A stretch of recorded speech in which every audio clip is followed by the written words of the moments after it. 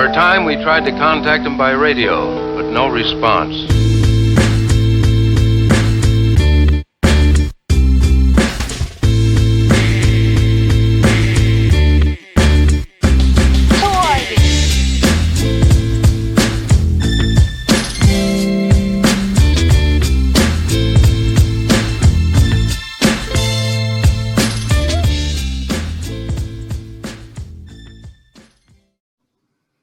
Hello and welcome to another edition of the Dumb Marks podcast. Tonight, Steve and I are going to be running down predictions for Impact Wrestling Bound for Glory this upcoming Saturday, October 24th. Steve, I know you usually watch Impact more than I do. How are you feeling going into Bound for Glory? Well, you know, BFG is the big show of the year, and that's not the Big Friendly Giant as the movie, the kids' movie. It's Bound for Glory, Impact's WrestleMania, Impact's All In. Their main pay-per-view of the year. You know, I'm excited for it. Actually, Impact, as we were talking our pre-production meeting before we got on, if you want to call it that, but Impact Wrestling pay-per-views are solid shows. They tend to deliver. They've gotten really good reviews this year for what they've done. Slamversary was a big hit. A lot of that had to do with, you know, the unknown of people coming into the company at that time from different places. But if you go back through this year and even 2019, their pay-per-views have generally been rated and reviewed very well. I agree. I think you definitely hit the nail on the head with that. Going into Slammiversary, they weren't sure who was coming in, what surprises were going to be held with that. And that really gave them a lot of momentum going into Slammiversary. And even gave them a ton of momentum coming off of Slammiversary. You know, it made it talked in the past that, you know, the episode after had like the highest number of Twitch views. You know, yeah. I normally watch the show on Twitch on Tuesday nights, and that Tuesday after Slammiversary, there was a little over 9,000 people, I think, at one point during the show, which was the highest total that I've noticed since I've been on. They're steadily, you know, I'd say between 35 and 4,500 on a given week on Twitch. I don't know what they get on Access TV because I don't have Access TV, so I don't know. You know, Impact, since Callis and D'Amore took over, they've done a good job of washing the stench of TNA off of Impact. They've had to reshuffle the deck with talent. Some people leaving because they weren't happy. You know, others because of issues that were outside of their control. So they've put a nice roster together. There's a lot of strong talent on this roster, and you can see from some of these matches that we're going to get into, certain people are going to show up and show out on Saturday night for sure. Yeah. You know, I feel like they do have a lot of talent on the roster, like you said. I do feel like going into Bound for Glory, you know, in between Bound for Glory and Slammiversary, some of their momentum has slowed down, unfortunately. Maybe it was me because some of these matches that we'll get into, didn't feel like there was enough hype for it, or didn't really care for the storylines going into it. So I actually don't care about as much for their biggest night of the year, as Josh Matthews kept saying this past Tuesday night, Bound for Glory. I don't feel as much going into that as I did for Slammiversary this year. But I'm still interested in seeing how the event turns out, because I think it will be a solid show up and down the card. Yep. So, all right, well, we'll get things rolling here, get it kicked off, and we'll break down the card real quick, give you guys some predictions for how we see the matches unfolding on Saturday. And now this isn't the definitive match order. I'm just breaking down the card, throwing the matches out as I'm looking at them here. So we have the TNA Impact Hall of Famer Ken Shamrock with Sammy Callahan versus Eddie Edwards. Probably the first match that I really don't care about on the card. You know, I think they've tried to really work the feud of Eddie and Sammy into making you want to enjoy Ken versus Eddie Edwards. honestly, I don't care about Ken Shamrock anymore. I don't think I've cared about Ken Shamrock since 99, 2000 when he left WWE. So yeah, I didn't even care about whenever he won the NWA title on TNA's first show back in 2002. I want to go with Eddie Edwards to win, but it's Ken Shamrock's Hall of Fame night, so I'm going with Ken Shamrock to win this.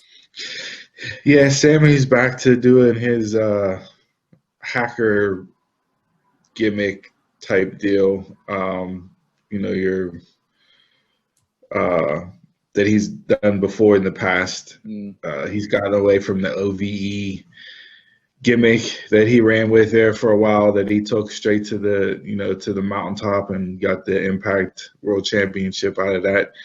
So this, him and Ken Shamrock feuded for most of this year, and it was kind of a shocking moment whenever Sammy got Ken to, I guess, turn, so to speak, on Eddie Edwards and attack him and that. So, like you said, continuation of Sammy and Eddie's feud.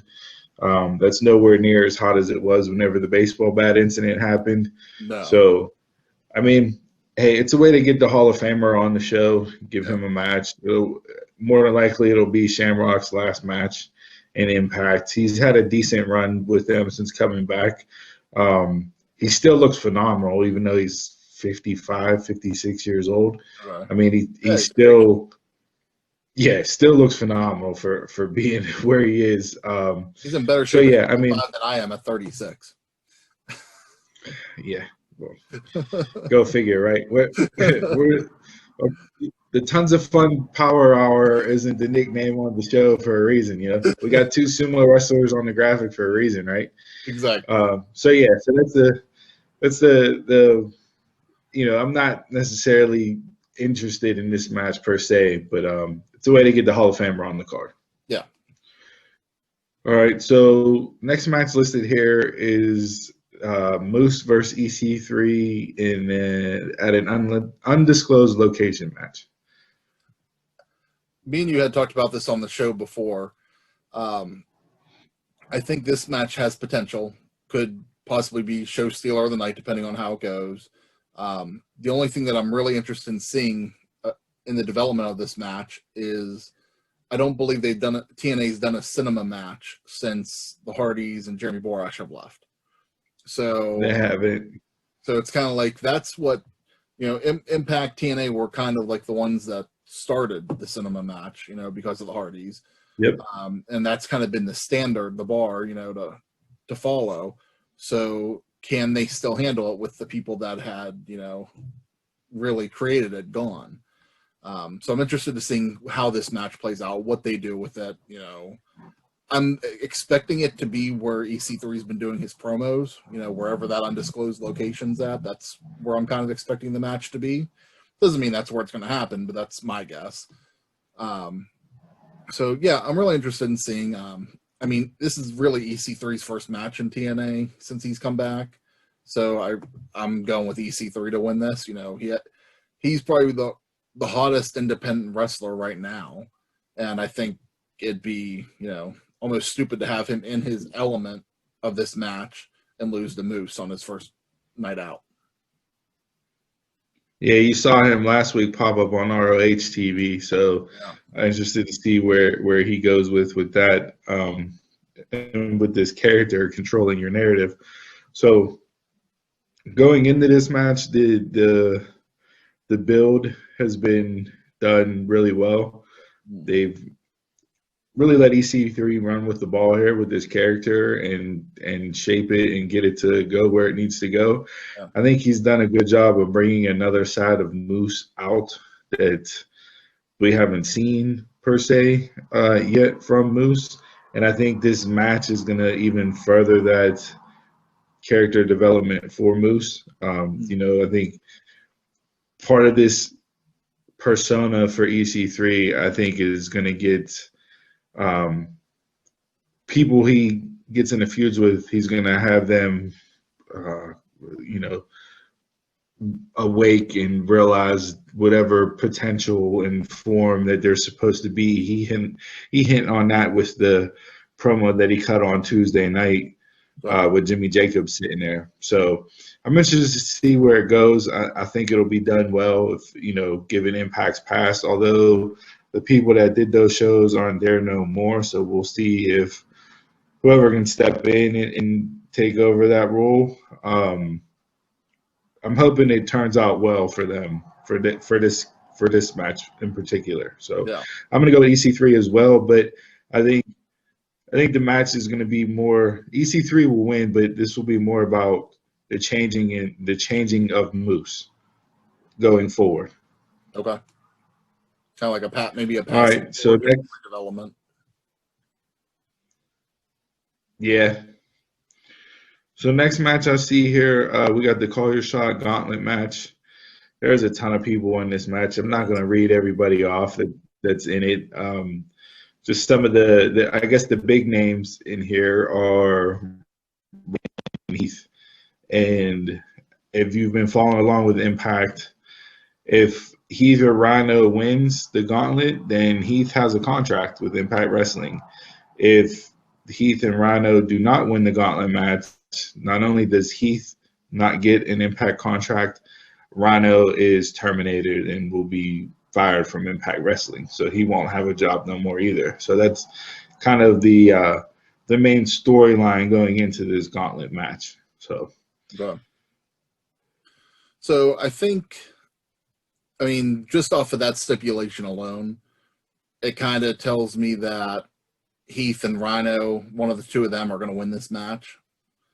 But I mean, TNA has never been one to do what you think is going to happen in that type of situation.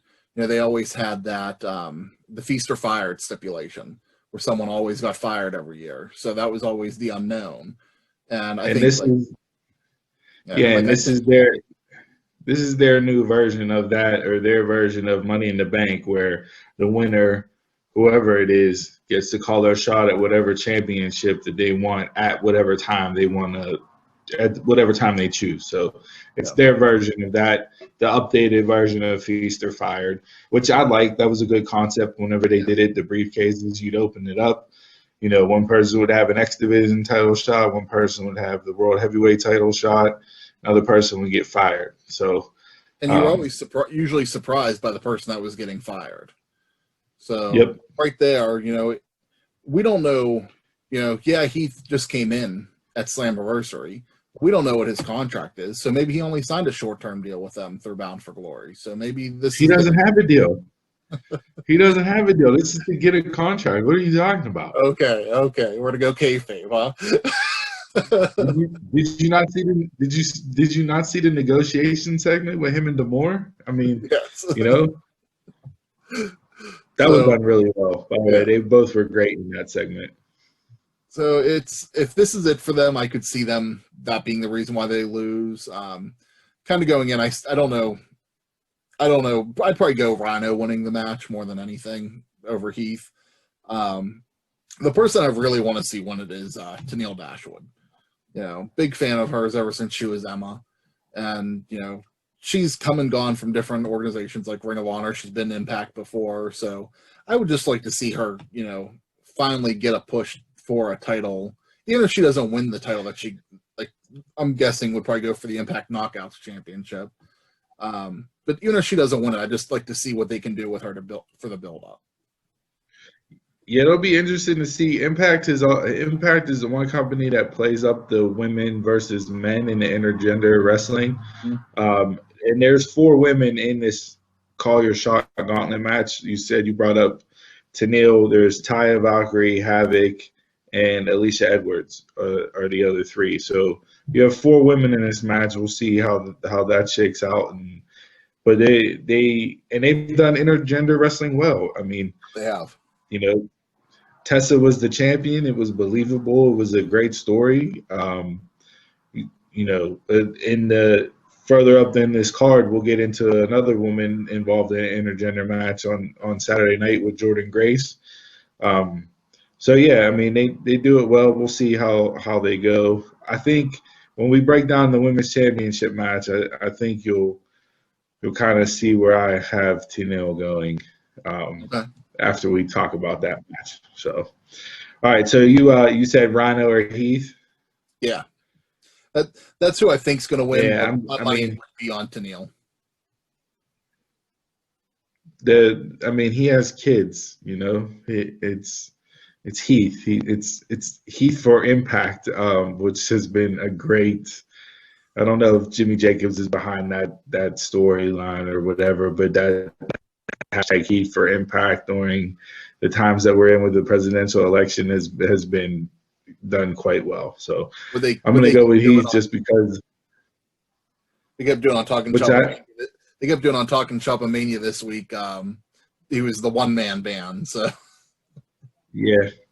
So yeah. I'm gonna go with Heath. He finally gets a deal with Impact and make it official. So next we have the six-way scramble for the Impact X Division Championship match. We have Rohit Raju, the champion, versus Chris Bay, Jordan Grace, Trey, TJP, and Willie Mack. So do you know how they're handling this match? Like what the stipulation is for the scramble? It hasn't been explained yet as far as what it means. I don't know if everybody's going to be in the ring at once or how it's going to work out. I'm assuming that'll get explained before the match starts on Saturday. So it may just be the name of it, six-way scramble. I don't see them doing another Gauntlet style match because they already have the Call Your Shot Gauntlet, which we just covered. So to me, this will probably be some type of, Texas tornado style match where everybody's legal in and out, maybe three people in. Yeah, first pinfall submission, three people in the ring at once, something. But, I mean, this match might be match of the night, given the talent that's in the ring. There's a lot of good talent in this match. Yeah. The only reason why I was asking was because I don't know if you remember, WWE had done a scramble before. And yeah, I didn't like it. Yeah, and that was like, stipulation of, X amount of time, whoever you could pin constantly through the match, and then whoever was the last champion as the time limit expired won the belt. Right. So I'm not sure I hope they were going with something like that, or I hope they don't go that route. I really do. Yeah, I'd rather just be a match, all six in the ring at the same time, and one pinfall or submission to win. Or instead of doing it where the last person that gets the last pin is as the champion, why don't you do it where you have everybody in the ring and at the bottom of the screen you can put up a ticker with everybody's name, and the person that gets the most pinfalls or submissions at the end is the champion. Kind of like a little bit like an Iron Man in a way. Yeah, a little bit like an Iron Man, but because it's a scramble and everybody's legal and anybody can get pinned or submitted at any time, maybe you have three refs out there instead of one ref. And, so that way you're getting, somebody's getting pinned outside, one person's getting pinned in the ring, another person's tapping up on the ramp. Like there's some creative ways that they can do this match to make it even more interesting. So maybe something like that would be a tweak on the normal scramble match. Sure. I think the thing that makes this match interesting, actually I had to do some research on this earlier before we talked about it, because I thought that Tessa had already won the X Division Championship. Nope. Because I remember her fighting for it, and I thought she had won it before she won the Impact Championship. So I didn't think that was my question was, are they going to build this match up that we're getting the second women's X Division champ? But seeing as no woman has held the X Division Championship before, I think that makes this match even more special. Jordan's getting pushed. She's a hell of a talent.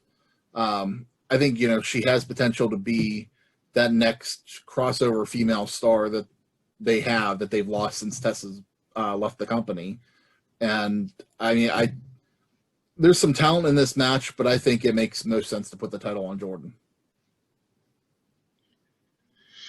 Yeah, I've really liked, when Chris Bay beat Willie Mack back at Slammiversary. I like Willie Mack. I love him in Lucha Underground. Willie to me is great. Big man like him doing the things he does, kind of built like me and you. Yeah. But it looks like he likes the tasty cakes and the beers. So The little Debbie Christmas. he's always a fan favorite on my end of things. That's right. But having Rahit kind of wiggle his way in and take the belt off of Chris as early in Chris's run as he had it surprised me. It's been really enjoyable. It was surprising, but it's been enjoyable to see the ways that Rohit gets out of these opportunities that he gives. You're always looking to see how's he gonna pull another rabbit out of the hat. Sure. What's he gonna do this time? So I'll be interested to see how he is able to escape with the championship if he does win it. I want to go with Trey Miguel here. Okay. Just because I think he's going to be their breakout star of 2021. Okay. He's a great talent too. Solid in-ring worker, high flyer, good on the mic. He had a great feud with Ace Austin. That was done really well. So, I'll say Trey, even though I don't think Trey's going to actually win. I'll go with Trey. Somehow I think Rohit's going to end up keeping the belt here. Okay. I like that. All right. So next we'll go to the 8-man Impact World Tag Team Championship match. The champions, Motor City Machine Guns versus the Good Brothers versus Madman Fulton and Ace Austin versus the former champions in the North. I think this whole matchup has been built on the Good Brothers. I mean, their push that they received from day one at Slammiversary. They're another one. We don't know how long they're going to be in the company for. Could be a 1-year deal they've signed. Maybe it's longer. Who knows? So say it's for the sake of argument, I'm just going to say they have a 1-year deal. It would make most sense to put the titles on them now and give them a good run this way, that when if their contracts are up next year around Slammiversary, it might give them an incentive to re-sign. I think that they've been pushed the most out of any tag team right now. The Motor City Machine Guns have been pushed since Slammiversary too, because they won it. The tag title was the Tuesday after Slammiversary. Yeah, they beat the North the Tuesday after. Yeah. So they've had a nice little run. So that kind of gives you the history of TNA, of the Motor City Machine Guns. The North had a great run with the tag titles. They've been a hell of a tag team in Impact. I really like them. Yeah. They're like Impact's Revival. I was just getting ready to say the same thing. They're Impact's Revival. They're not your fancy high flyer, this, that, and the other, but they are gonna bring the wood to the match, and they're gonna find ways to win. They're always on the same page. No pun intended with Ethan Page there, but I don't see them getting the belts back here in this match. To me, they had it for a year, I think it was, or just over a year, the Impact title. So they had a long run. They ran through everybody. Let some new blood get there. Build up some other teams. That way you have a stronger division. I like Ace Austin and Madman Fulton. Ace, he's one of those people you just look at him and you're like, oh man, like somebody knocked him out. I agree, but he's one of my favorites right now. It's hard not to. Like, that's that slimy, just his in-ring talent is unbelievable, I think. Yeah, he's really good. Really good. Don Callis, is really high on him. As soon as he signed him, he's really high on him and had a lot of praise and a lot of good things to say about him and how he's worked one-on-one with him specifically to help bring out this character that you currently see on screen now since he's been signed with them. So he's somebody that I think they have bigger and better plans for once he's kind of done with Madman Fulton and they run their course here as a tag team. So I mean, by hook or by crook, I mean, I guess you got to put it on the Good Brothers here, right? Like you don't bring them in to have them lose. The only thing that I can think of is that we don't get a definitive finish and then it goes into Motor City Machine Guns versus the Good Brothers. Okay, so maybe doing them because we don't know the next time TNA is really going to be on pay-per-view. I think the next time that they've done it is usually like February or March. Yeah, so I mean, maybe a dusty finish here where it's not really certain who's your champ, so the belts go back to Motor City Machine Guns, but they ultimately turn around and give the shot to the Good Brothers, and then you have your standard tag team affair where the Good Brothers beat them. I don't see Motor City Machine Guns getting a long run with the belts here. Like, to me, they're not a transition tag team because of how decorated they are, but I don't see them holding it for a long period of time either. Yeah, I could definitely see the Good Brothers take it and then them hold it for a long period of time.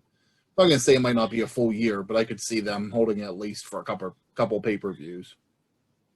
Right. You didn't bring them in with the hype that you did and paid them the money that you did and giving them the airtime and the promo and promoting Talking Shop and Talking Shop and Mania and everything else to not have them win the belts. Yeah. So, yeah, I think we're my opinion. So, all right. So next, got the Impact Knockouts Championship. The Virtuoso, Deonna Purrazzo, champion versus Kylie Rae. Going into this, I thought it might have been like hands down Kylie Rae's going to win. But I keep going back and forth on that. Because I think Deonna has done such a great job since she's been champion. She didn't really do a whole lot in Impact before she won the title. She had a couple matches, but not a lot. But I've really been invested with her the past few weeks that I've watched. And definitely impressed me more than I expected. I'm still going to go with Kylie as my pick, but I'm really leaning towards I think Deonna is going to retain. So last I heard, Deonna, and last I read, Deonna does not have an actual contract with Impact. It's by date. So given that scenario, and you're not sure how many more times you're going to have her come in booking wise, I say Kylie Rae wins the belt. The babyface comes through in the end, defeats the big bad champion, gets revenge for Deonna, taking out Su Yung. Or Susie. I'm sorry, she's not Su Yung yet. She's still Susie. We'll see when she comes back. So I think Kylie Rae wins here. I'm with you. I really love what Deonna's doing. I wouldn't be surprised if they left the belt on her because she's been that good as champion. Always be like a last-minute contract deal behind the scenes. So you never know. Yeah, so my initial tie-in back to what you said with Tenille winning the Call Your Shot Gauntlet. So I would have Kylie Rae win, Tenille be your heel challenger, and then I would pair off Deonna with Susie. And then out of those two feuds, I would then break it out to where Kylie would face Susie, who transitioned back into Su Yung. Okay. So right there, for your long-term story planning. hey, Impact does long-term booking. I will give them credit for that. Their booking is long-term, and I don't know if that's based on because of how they film, where they film 2 months worth at a taping, right? So you're filming 8 shows, so of course you got to book long-term, No. make changes on the fly with people that get injured or whatnot. But at the same time, I mean, just off the top of my head right there, I just gave you I gave you 3 different storylines with 4 women that, they could all go that way or they could go none of those ways. I don't. They have a sneaky good women's division. If you look at their women's division top to bottom, Yeah. it's sneaky good. Like, I think it's better than. I'm not saying it's better. It's probably more on par with AEW's. I was going to say, would you put it above AEW's women's division, top to bottom? I don't think I'd put it over, because I don't think top to bottom Really? Impact has a lot of strong women, but they do have the handful of talent that are strong. They're pretty damn good, and I think the couple that are strong could go against the complete division of Impact. I mean, you got Jordan, Taya, Deanna, Kylie, Su Young.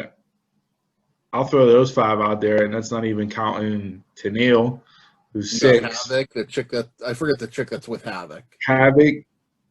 You also have Kimberly, Rosemary.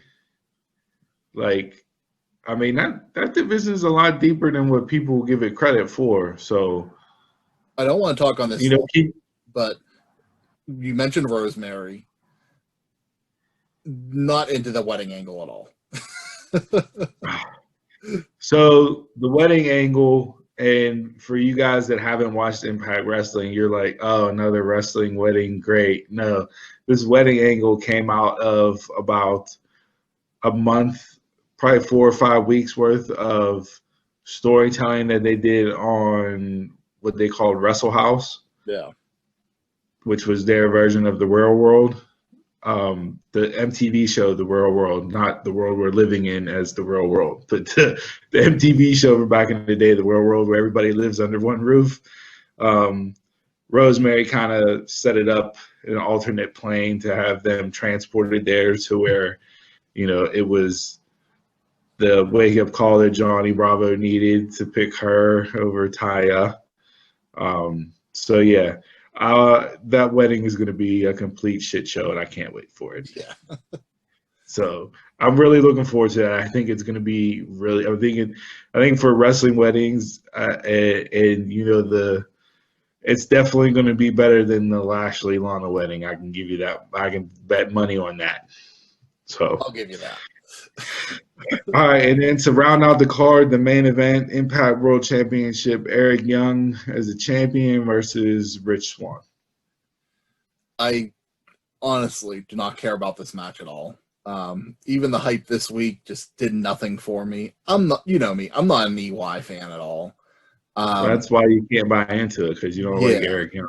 There's nothing that he does that I'm interested in, and that's going back years. I mean, when he was just the goofball character, it's like, okay, I tolerated him a little bit, but we'll say since he has created this character from TNA into NXT, into the main roster, WWE, and back to Impact, he does nothing for me. I mean, for those of you that like him, that's fine. Nothing wrong with that. Just for me, I'm not interested. I'm not really invested in Rich Swann being his competitor either in this match. I get why. I get the storyline behind it, but because I'm not an EY fan, I want to say Rich Swann for the win, but I'm really expecting EY to retain. So the reasons why you don't buy into Eric Young are similar to the reasons why I don't buy into Rich Swann. Okay. To me, even though this is Impact, Rich Swann is not a main event, top of the card individual. I agree. He's horrible on the mic. The talking segments that he's had during this build have been bad, if not god awful. and there's just nothing that he's gonna say on a microphone that's gonna make me go, "Ooh, I can't wait to see you win this championship." Yeah. So from that standpoint, I'm a little disappointed. This is the main event that they're going with for Bound for Glory. I get it, storyline wise and everything else. They've done a good job telling the story itself. It's just the two people in the story are not necessarily my cup of tea. Would I be more interested in this story if it was, say, I don't know, let's say Moose is the champion and, Eddie Edwards, given their history. And, I mean, probably would be more interested in Eric Young versus Rich Swann. Okay. I think Impact. I think Eric Young's going to retain, even though that's not going to happen. They're going to put the belt on Swann, and I just want Eric Young to retain because Rich Swann, to me, is not a world champion. Like, But that's one thing that I'll give them, that they're not it's not worth his chances. It's not worth him getting the belt. I mean, when you look back at a lot of their champions, No, they're not. in the past 5 years, that they're not afraid to just throw it on somebody and see if it sticks or not.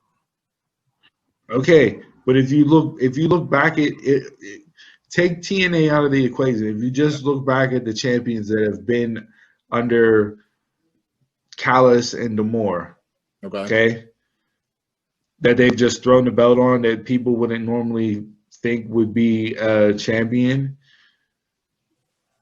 No, I mean, none of them are built like Rich Swann. No. All of them talk better than Rich Swann. He's a talent in the ring, don't get me wrong. The man between the ropes, he can wrestle. But looking at Rich Swann and listening to Rich Swann, that's not my world champion. No, I agree. No, I don't think. I mean, for this being the biggest night of the year for them, it's not the main event that it should be. Do you think they? Well, I mean, this has to be the last match on the card, right? This is the main event, right? Unless they would go with EC3 Moose, just they won't do that.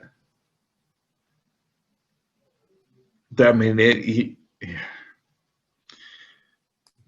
won't do that. I mean, I would say maybe Kylie and Deonna because of the build that they've had, and Deonna and Jordan have main evented, Impact when they did their little back-to-back week special that they had before Victory Road. I forget the name of it. To me, this is going to be a main event that it may be a good match, but it's not a main event that I want to sit through a 3-hour card and watch. Yeah. Hopefully something happens in this match. Maybe it's a surprise appearance or something, to set up a new feud, or even maybe a talent that's already in the company. Oh, well, speaking of surprise appearances, there is a TBD listed on the name breakdown for the Call Your Shot Gauntlet. So there's your surprise tease for the show. That'll be who knows who it's going to be, but yeah, I haven't heard any rumors on anything. So I haven't either. Honestly, I don't know. Do you know what the pay-per-view costs to purchase it on Fight? I think it's $40. Okay. You throw $40 down on this? No. If you have 4 people come over and are hanging out, and it's like, hey, first off, they're not going to get a lot of buys because you got Gaethje and Khabib on UFC Saturday night, so that's going to take away a lot of people. And I think also what might hurt them too is, I know most people probably subscribe to the network for WWE, But for those that don't or can't, and pay the money out for pay-per-view still, if they're looking at buying Bound for Glory or Hell in a Cell this weekend, they're probably going to put their money out for Hell in a Cell. So that could hurt them too. Yeah. Yeah, not an ideal weekend. No. Scheduling wise. I think you would like to have it a different weekend. I think originally, but hey, it is what it is. Yeah, I think whenever they booked this, WWE didn't have anything scheduled for the 25th, so they had it booked, and there probably just wasn't anything that they could do at that point. All right, well, that's the rundown on the card. So give us a subscribe there, turn on your notifications, leave comments, let us know if you like these prediction and breakdown shows. We're going to give you another one here for Hell in a Cell for Sunday. Moving forward, we're going to maybe break these off into some other things. Like I said, we got UFC coming up Saturday night too. So busy weekend. We'll have the full episode of the Dumb Marks podcast. We'll record this weekend and get it out to you guys on Monday like we've been doing here. So anything else that you'd like to add in to the end here to tie up this BFG breakdown prediction show, Chris? Like you said, hit that subscribe button. Make sure you follow us on social media, Facebook, Twitter, Instagram, at DumbMarksPOD. And, leave some comments, let us know what you think, and, continue the conversation with us moving forward.